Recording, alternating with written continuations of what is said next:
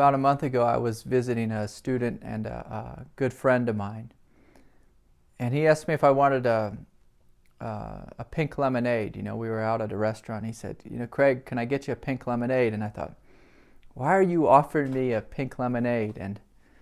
And also earlier that week, another person I was speaking to on Skype said, Craig, would you like a pink lemonade to drink? And I thought, well, why does everyone keep asking me this? If I want a pink lemonade, and this young fella is a good friend of mine. He reminded me. He said, Craig, well, that's the moment you had your big awakening was with the pink lemonade. And I thought, oh wow, I'd completely forgotten about that. And so, he had said, well, it'd be good if you told the story. And so I thought, well, okay, as far as stories goes, but I can remember that was I don't know, maybe about 10 years ago, and I was at such a pivotal time in my life. It was a disastrous time. It was a time when I was completely flailing. I was trying to go to graduate school. I was in the midst of a divorce. I was raising, 2 kids on my own, newly divorced, and I was actually also starting a business. And simultaneously, I was working for my teacher, my spiritual teacher, and building a new retreat house at the center there. And so all these things were going on in my life, and I was just sitting and there was one more thing. I was remodeling my house, which was just a total disaster. So there was this sense in my mind, of just all this pressure of trying to keep it together, all these different factors, trying to keep it together. And so one day my daughter she was hanging out with me, and she was like, hey Daddy, can I have a glass of lemonade? And I was like, yeah, sure, sweetheart. And I think simultaneously at the same time I got a phone call from my former wife, and she was basically calling me and letting me know, hey, I'm going to take the kids out with my new boyfriend, and we're going to go have some fun. And I remember just holding this pitcher of lemonade, and I just started to tremble, and I was trying to pour my daughter this glass of lemonade. And my former wife showed up, and so my daughter and my son at the time, they both just started walking out the door. They're just like, okay, Dad, we don't need any lemonade. And I just dropped the lemonade, and the whole pitcher of it just spilled all over this table. And something broke within me. It was this ridiculously painful moment as, my ego was realizing I can't keep it together. I can't control the situations of my life.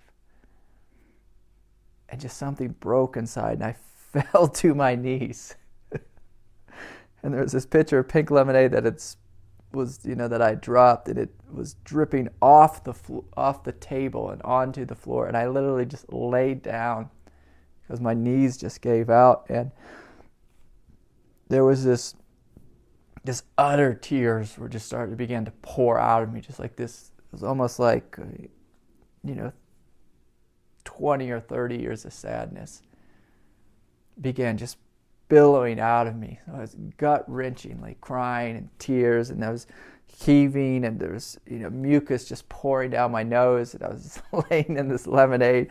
And this went on for, about an hour and a half of just intense crying. And out of, deep from my heart, this voice came, I surrender. I give up. You're the boss, God. Like, I can't do this. It's your world. You fucking take over my life. And there was such this feeling of absolute relief as my body trembled and shook, and just years of, it felt like build up pressure, build up karma was just releasing from my being.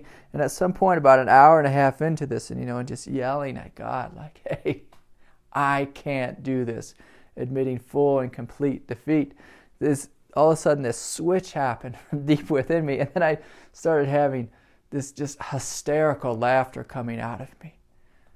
Gut-wrenching laughter. I feel like I even pulled a muscle in my belly. I was laughing so hard.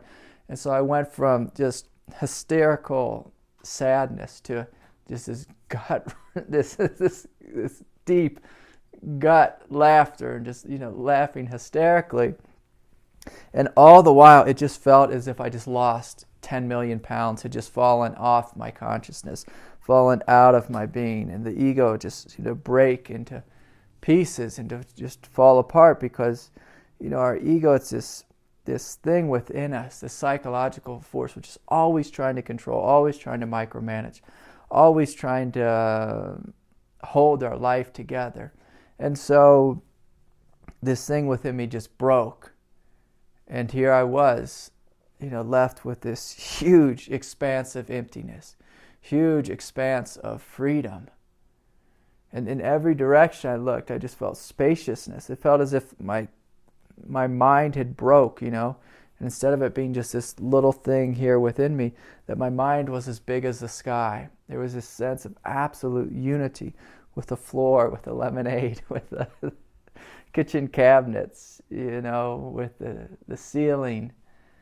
And at some point, I just felt this absolute sense of beauty all around me.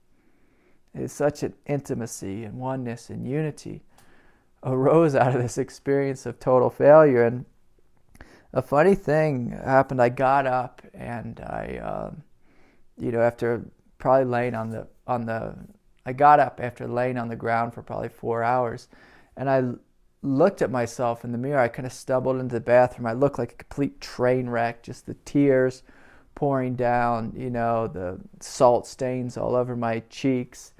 And there was just this total sense of of just looking like a wreck. My hair was a complete mess. But I looked in the mirror for the first time, and I thought, my God, there was just a sense of absolute beauty just looking back at me. It was as if it was the first time I had seen myself. And I was looking around my home, and it was as if for the first time I had seen my home.